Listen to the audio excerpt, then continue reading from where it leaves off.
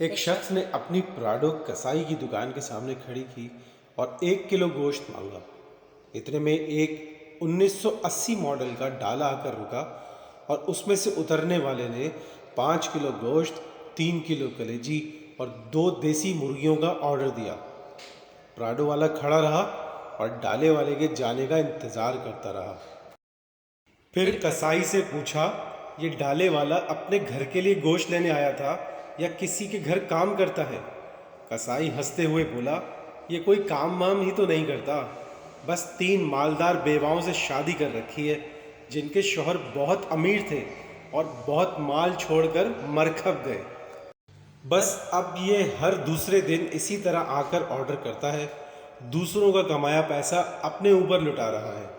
یہ سن کر پراڈو والے نے اچانک اپنا آرڈر بڑھا دیا اور 10 کلو گوشت، 5 کلو کلیجی، 5 کلو قیمہ لے کر جیسے ہی گھر پہنچا تو بیوی نے پوچھا، اتنا گوشت اٹھا لائے ہو، کسی کی دعوت کر رہے ہو کیا؟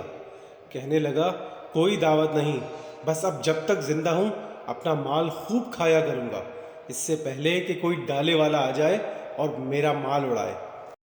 دنیا میں ایسے بہت سے لوگ ہیں جن کے نصیب میں اپنے بخل کی وجہ سے جمع کرنے کی مشقت تو ہوتی ہے، پر اپنے اوپر خرچ کرنا نصیب نہیں ہوتا۔ اپنا پیسہ اپنے اوپر خرچ کرو، اس سے پہلے کہ کوئی ڈالے والا آپ کا پیسہ خرچ کرے۔